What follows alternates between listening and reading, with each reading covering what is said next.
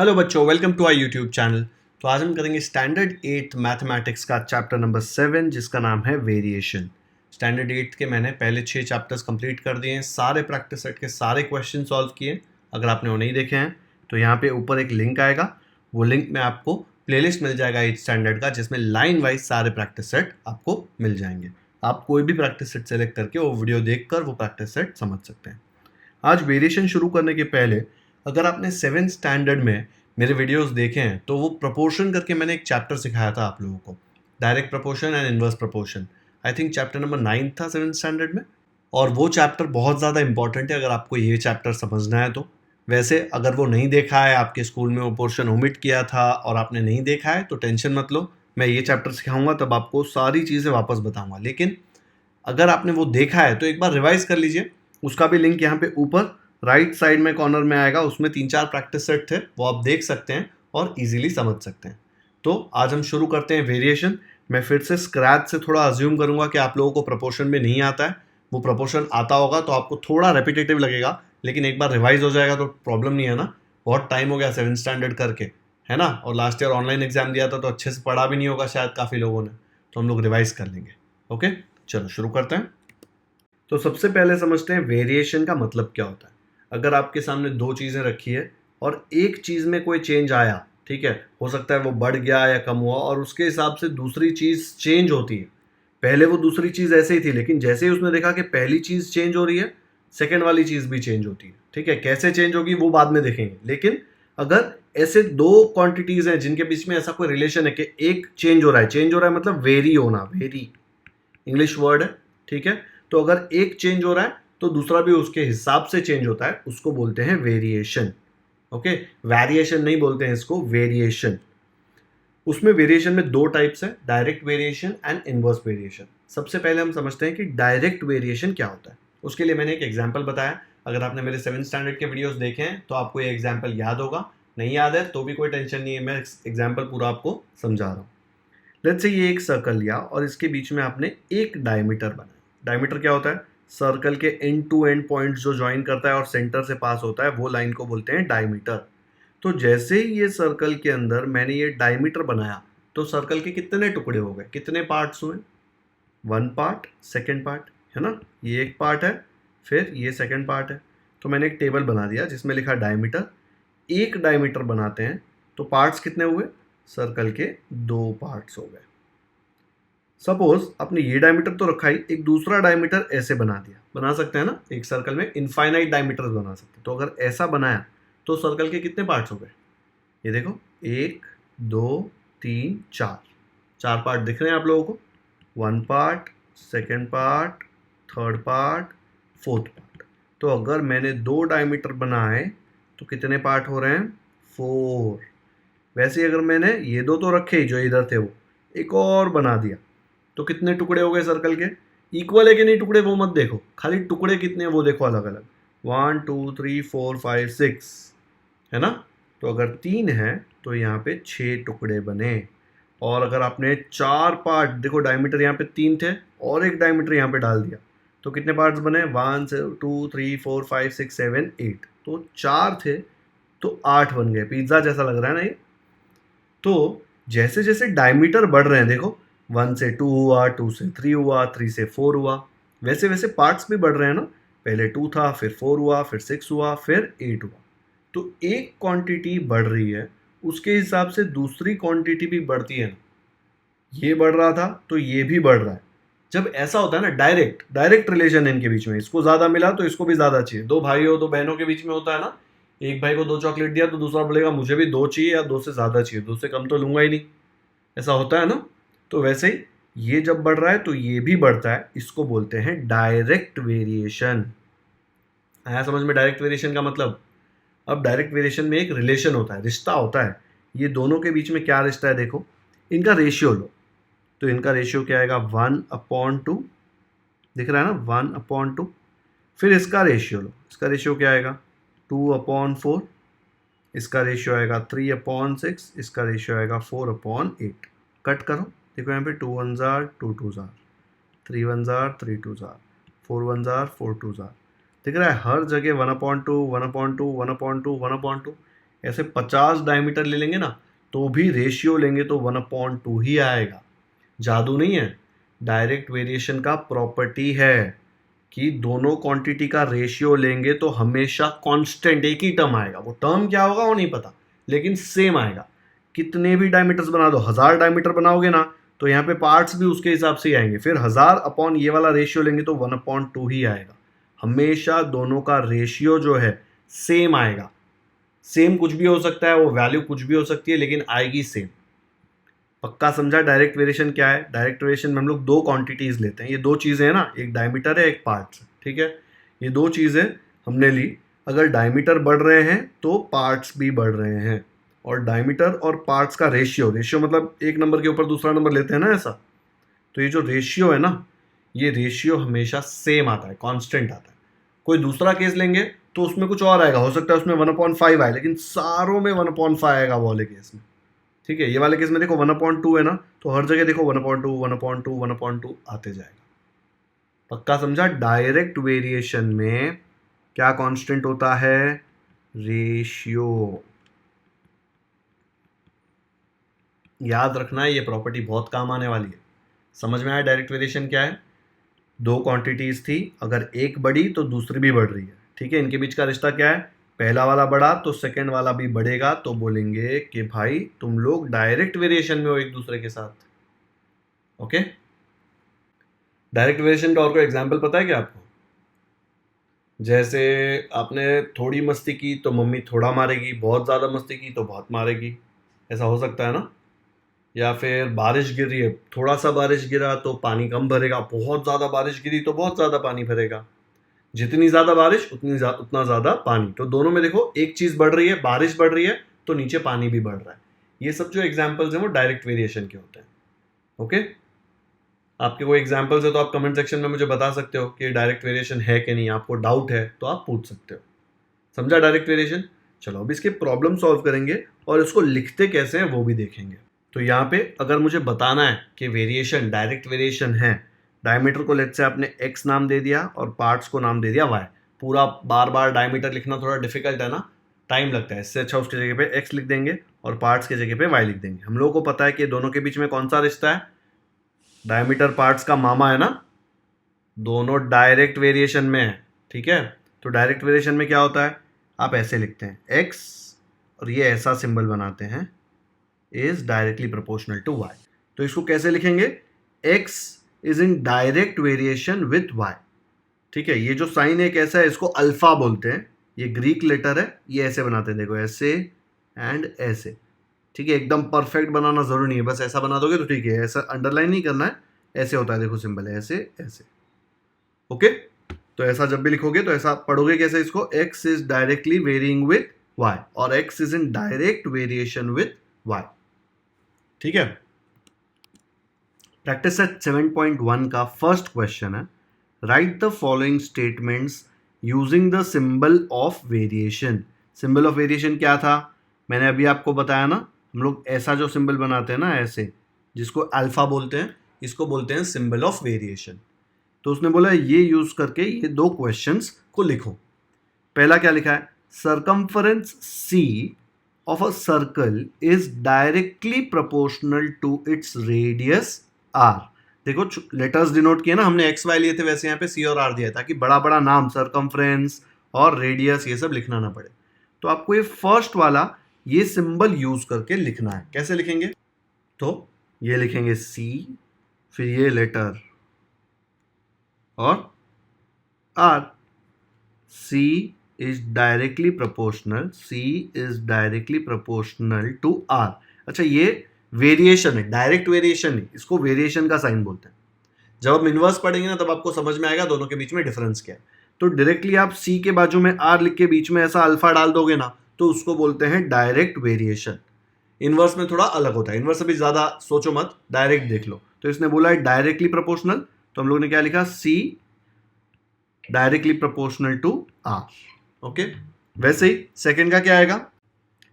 Consumption of petrol, जिसको L से denote किया है, L शायद लीटर्स के लिए, कोई फर्क नहीं पड़ता। पेट्रोल को B लिखेगा तो भी हम लोग को B यूज करना पड़ेगा, उसने जो दिया है वो यूज करना पड़ेगा।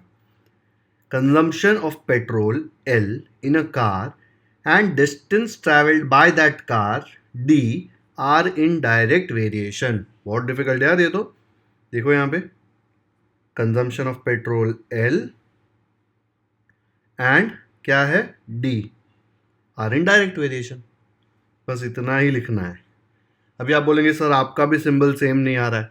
अरे ऐसे ज़रूरी नहीं एकदम परफेक्ट सिंबल बनाना है. ठीक है, ये बस ऐसे लिख देंगे तो टीचर को समझ में आ जाएगा. ऐसा नहीं लगेगा टीचर को कि आपने कुछ और ही बनाया है. ठीक है, C directly proportional to R, L directly proportional to D. Direct variation proportion दोनों ऑलमोस्ट सेम होता है आपके लिए, उसमें ज़्यादा दिमाग मत लगाओ. देखो यहाँ पे उसने डायरेक्टली प्रोपोर्शनल बोला था, यहाँ पे डायरेक्ट वेरिएशन बोला है. 7th स्टैंडर्ड में आपने ऑलरेडी ये सब किया हुआ था, लेकिन आपको ये सिंबल नहीं दिया था 7th स्टैंडर्ड में.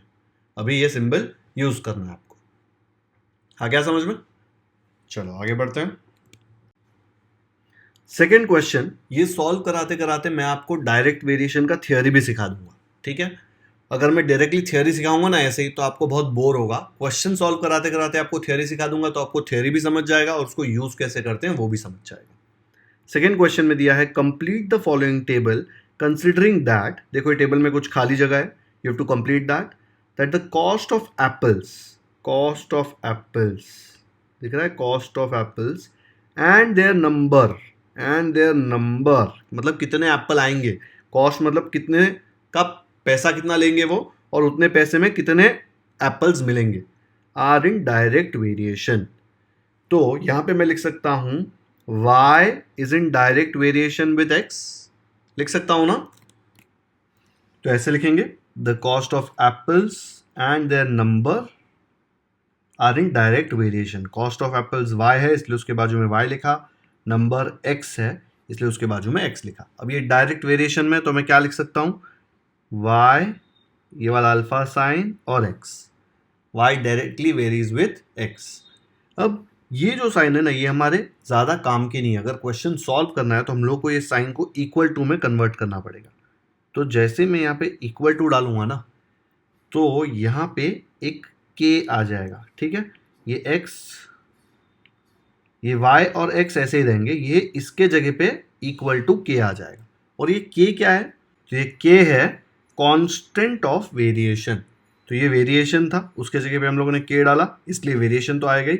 कांस्टेंट का मतलब क्या, ये पूरा क्वेश्चन सॉल्व करेंगे ना उसमें k का वैल्यू कभी चेंज नहीं होगा. कभी चेंज नहीं होगा मतलब हमेशा कांस्टेंट रहेगा, सेम रहेगा. तो k हमेशा सेम रहता है इसलिए उसको बोलते हैं k is the constant of variation. ठीक है, ये याद रखना है y इक्वल टू के एक्स अभी हम लोग को, इसलिए हम लोग इसको एक नंबर दे देते हैं यहाँ पे 1. ठीक है, अब क्वेश्चन में क्या दिया है, जब x का वैल्यू 1 है तो y का वैल्यू 8 आ रहा है.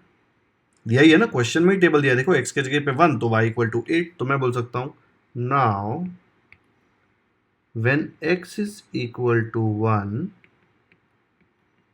y is equal to 8. Therefore ये वाले क्वेश्चन जो इक्वेशन आया है उसमें y के जगह पे क्या डालेंगे 8 एंड x के जगह पे 1. तो क्या आएगा 8 equal to k.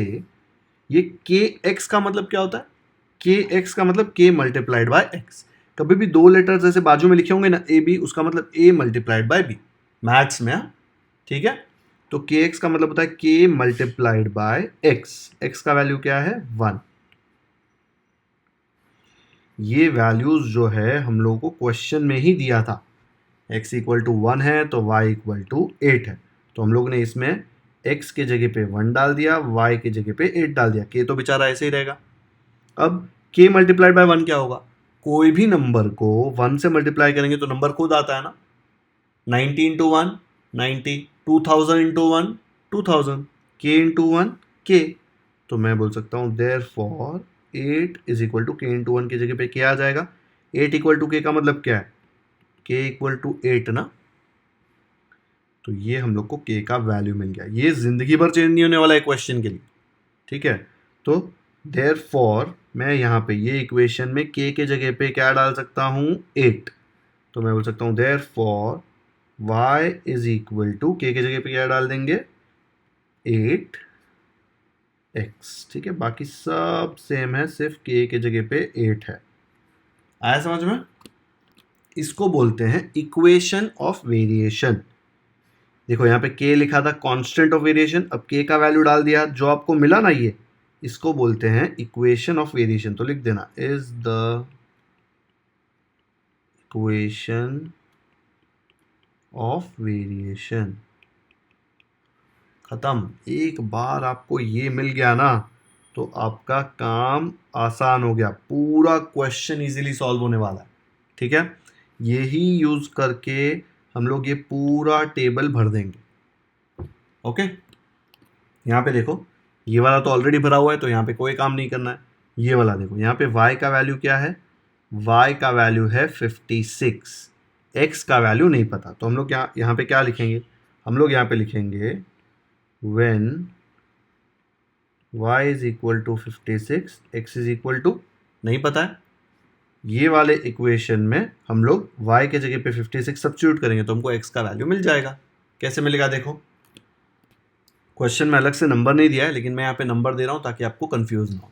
y equal to 56 दिया था टेबल में, x का वैल्यू नहीं दिया था, तो ये वाला इक्वेशन यूज करो, क्या मिलेगा, देयरफॉर y के जगह पे 56 is equal to 8 multiplied by 8x का मतलब क्या, 8 multiplied by x। Okay, same चीज लिखिए, यही वाली चीज यहाँ पे लिखिए। अगर आपको 8 मल्टीप्लाइड बाय x नहीं लिखना तो आप उसको 8x लिख सकते हो ऐसे अभी के लिए। ठीक है, क्या किया मैंने, y के जगह पे 56, 8x सेम, क्योंकि x का वैल्यू नहीं पता है। अब ये 8x से मल्टीप्लाई हो रहा है, अगर मुझे यहाँ से 8 हटाना है तो दोनों जगह 8 से डिवाइड करना पड़ेगा ना, तो मैं क्या लिखूंगा, therefore 56 divide by 8 is equal to 8x divide by 8। दोनों जगह 8 से डिवाइड कर सकते हैं ना, क्या आएगा कट करके, 8 1 जार 8 7 जार, और यहाँ पे 8 1 जार 8 1 जार, क्या मिल गया, 7/1। 7/1 is 7 divide by 1 which is 7 is equal to 1/1 क्या हो जाएगा, 1/1 हो जाएगा 1। 1x को आप सिर्फ x लिख सकते हो, तो x का वैल्यू आपको आ गया 7, तो यहाँ पे लिख दिया therefore x is equal to 7। यही चाहिए था ना, when y is equal to 56 x is equal to 7, तो यहाँ पे ऊपर when y is equal to 56 x के जगह पे आपने क्या भर दिया, 7। आया समझ में।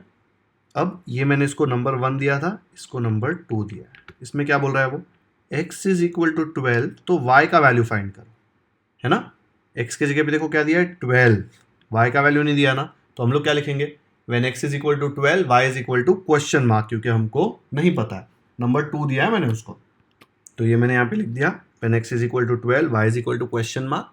नहीं पता है हम लोगों को, बट हमको ये तो पता है कि y is equal to 8x, तो मैं क्या लिख सकता हूँ, therefore y के जगह पे y, क्योंकि y तो नहीं पता, इक्वल टू 8 लिखा है यहाँ पे ना, 8x का मतलब क्या, 8 मल्टीप्लाइड बाय x। ठीक है, तो 8 मल्टीप्लाइड बाय x क्या है, x है 12। बच्चों इसको मैंने बॉक्स इसलिए किया है क्योंकि ये हर जगह यूज होने वाला है, पूरे क्वेश्चन में हम यही यूज करके हर एक वैल्यू निकालेंगे। कुछ कंडीशन दिया होगा, ये वाला वापस यहाँ पे लिखेंगे और उसमें सब्स्टिट्यूट कर देंगे। ठीक है, अगर आपको चाहिए तो एक एक्स्ट्रा स्टेप लिख दो, यहाँ पे लिख दो y is equal to 8x, यहाँ पे देयरफॉर मत डालो, ठीक है, इसको लिख दो नाउ, ये एक्स्ट्रा स्टेप बता रहा हूँ, नहीं लिखते तो भी चलता, now y is equal to 8x, ये तो पता है हम लोग को, देयरफॉर y के जगह पे क्या डालेंगे, कुछ नहीं है तो y ही आएगा, is equal to 8 multiplied by, ये x के जगह पे डालेंगे 12।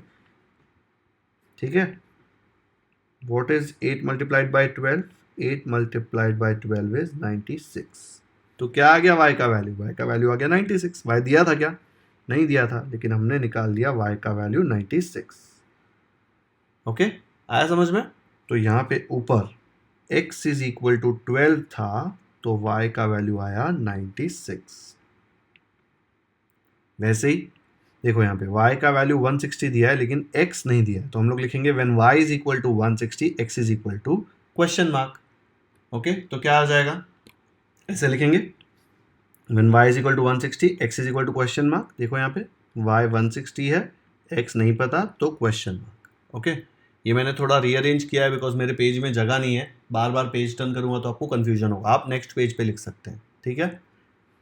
यहाँ पे हमको क्या पता है, y is equal to 8x, तो जैसा हर जगह मैंने ना y इक्वल टू 8x लिखा, वैसे यहाँ पे भी मैं क्या लिख दूंगा, y इक्वल टू 8x। पता है ना हम लोगों को। अब y इक्वल टू 8x में सब्स्टिट्यूट करो, देयरफॉर y के जगह पे क्या आएगा, 160 इज इक्वल टू 8x। 8 को हटाना है क्योंकि सिर्फ x का वैल्यू चाहिए, तो 8 को ऐसे ही नहीं हटा सकते कि भाई तो निकल ले यहाँ से, उसको डिवाइड करना पड़ेगा, तो इधर भी डिवाइड करना पड़ेगा, डिवाइड करेंगे तो कट हो जाता है ना, बट एक साइड डिवाइड करेंगे तो 160 बुरा मान जाएगा, इसलिए 160 को भी 8 से डिवाइड करना पड़ेगा। तो क्या आ जाएगा, therefore 160 divide by 8 is equal to 8x divide by 8। इसका डायरेक्ट वेरिएशन से कोई लेना देना नहीं है, तो हम लोग कैलकुलेशन कर रहे हैं, कैलकुलेशन ऐसे ही करेंगे ना। तो क्या मिलेगा, कट करके देखो, 8 1 जार और ये हो जाएगा 8 2 जार 16, 8 0 जार 0, और यहाँ पे 8 1 जार 8 1 जार, तो क्या मिला, देयरफॉर 20/1 कितना होता है, 20 इज इक्वल टू 1/1 क्या आ जाएगा, 1/1 आ जाएगा 1, 1 divide by 1 is 1, and 1x क्या होता है, सिर्फ x होता है, तो ये आ गया x। तो 20 इक्वल टू x को हम लोग कैसे लिखेंगे, therefore x is equal to 20। तो यहाँ पे x इक्वल टू 20 आया, कब, जब y 160 था, तो y 160 था तो हम लोग को x क्या आया, 20 आया समझ में। अगर आपको ये नंबर नहीं देना है यहाँ पे 1 तो भी नहीं देना चलेगा, लेकिन बाकी जो भी मैंने लिखा है वो सब लिखना पड़ेगा। एक बार पूरा सोल्यूशन देखते हैं। देखो यहाँ पे कैसे किया, उसने क्वेश्चन में दिया था कि क्या है इनका, इनका है डायरेक्ट वेरिएशन। जैसे ही वो बोले डायरेक्ट वेरिएशन, उसका मतलब क्या, y और x का है ना, तो y varies directly with x, ये इसके जगह पे लिख दिया इक्वल टू k। k क्या है, ऐसे ही हवा में कुछ भी नहीं लिख सकते, k है कांस्टेंट ऑफ वेरिएशन, ठीक है। अभी उसने एक जगह टेबल में y और x दोनों का वैल्यू दिया हुआ है, तो सब्स्टिट्यूट करो, x 1 है तो y 8 है ना, तो y के जगह पे 8, x के जगह पे 1, k मल्टीप्लाइड बाय 1 करके k का वैल्यू आ गया 8, ठीक है। तो k का वैल्यू 8 ये यहाँ पे सब्स्टिट्यूट कर देंगे y इक्वल टू kx में, तो k के जगह पे 8 लिख दिया। अब देखो आपको y और x के बीच का रिश्ता मिल गया, यहाँ पे रिश्ता पता था लेकिन k ना बीच में आ रहा था, है ना, तो y और x का एक्चुअल रिश्ता मिल गया, क्योंकि और कोई इनके बीच में नहीं है, 8 तो नंबर है जिसका वैल्यू हमको पता है 8। तो ये जो आया ना, इसको बोलते हैं इक्वेशन ऑफ वेरिएशन। ये यूज करके हम बाकी पूरा टेबल कंप्लीट कर देंगे। ओके, तो यहाँ पे टेबल में ये 3 जगह पर वैल्यूज नहीं दिया था, एक वैल्यू दिया था, दूसरा वैल्यू नहीं दिया था। तो देखो पहले में y इक्वल टू 56 दिया है, x का वैल्यू नहीं दिया है, तो मैंने लिखा when y equal to 56 x is question mark, नहीं पता है ना, बट हमको ये पता है y इक्वल टू 8x, यहाँ से ही कॉपी किया मैंने, y के जगह पे 56 डाल दिया और x को ऐसे ही रहने दिया। देखो 8x है, मुझे x का वैल्यू चाहिए तो मुझे 8 को यहाँ से भगाना पड़ेगा, ऐसे तो नहीं भगा सकता, भगाने के लिए दोनों तरफ 8 से डिवाइड करना पड़ेगा, तो दोनों तरफ 8 से डिवाइड किया और x का वैल्यू निकाल लिया। वैसे ही क्वेश्चन 2 एंड क्वेश्चन 3 सॉल्व कर लिया, ठीक है। तो ये यहाँ पे जो था वो थर्ड था, टेक्स्ट बुक में नंबर नहीं दिया था, लेकिन कन्फ्यूजन ना हो इसलिए मैंने उसको 1 2 3 नंबर दे दिया। वीडियो पॉज करो, स्क्रीनशॉट लो, पहला क्वेश्चन है, आराम से समझो कि क्या किया। डन, कॉपी कर लिया नोटबुक में, नहीं किया तो जल्दी से करो। ओके, आज का लेक्चर यहीं पे खत्म कर दें। आज मैंने आपको चैप्टर 7 का पहले डायरेक्ट वेरिएशन क्या होता है वो समझाया, एंड फिर प्रैक्टिस 7.1 का question number 1 and question number 2 पूरा सॉल्व कर रहा है। इसके जो बाकी क्वेश्चंस हैं वो मैं लेक्चर 2 में करूँगा। आज मैंने लेक्चर 1 किया है, अच्छे से समझ लो। लेक्चर 1 पहला लेक्चर है, थोड़ा आराम से करना, हो सकता है आपको कुछ चीज़ें नई नहीं लगे इसलिए डिफिकल्ट लगे, लेकिन जैसे मैं आपको लेक्चर 2 कराऊंगा और क्वेश्चन नंबर 3 4 5 6 सॉल्व कराऊंगा, ये चैप्टर आपको बहुत ही ज़्यादा ईजी लगने वाला है। ये बहुत ही ज़्यादा स्कोरिंग चैप्टर है, ठीक है, मज़ा आएगा सॉल्व करने में। लेक्चर पसंद आया तो लाइक ज़रूर करें, इसका लिंक अपने दोस्तों के साथ व्हाट्सएप पर शेयर करें ताकि उनको भी डायरेक्ट वेरिएशन अच्छे से समझ में आ जाए। अगर आपने हमारे चैनल को अब तक सब्सक्राइब नहीं किया है तो सब्सक्राइब करना ना भूलें, क्योंकि हम ऐसे ही सारे प्रैक्टिस सेट के डिटेल्ड सॉल्यूशंस अपलोड करते रहेंगे। बेल आइकन पर भी क्लिक कर दीजिए ताकि जैसे मैं लेक्चर 2 अपलोड करूँ आपको नोटिफिकेशन आ जाए और आप कोई भी इंपॉर्टेंट लेक्चर मिस ना करें। जैसे ये लेक्चर खत्म होगा, यहाँ पे राइट साइड में आपको एक बॉक्स मिलेगा, वो बॉक्स में 8th स्टैंडर्ड की प्लेलिस्ट होगी जिसमें लाइन वाइज 8th स्टैंडर्ड के सारे प्रैक्टिस सेट आपको मिल जाएंगे। वहाँ पे जाके आपको जो प्रैक्टिस सेट का सोल्यूशन चाहिए उस पर क्लिक कीजिए, आपको उसका पूरा सोल्यूशन मिल जाएगा। कमेंट सेक्शन में मुझे ज़रूर बताएं कि आपको ये वीडियो कैसा लगा। Thank you so much for watching this video.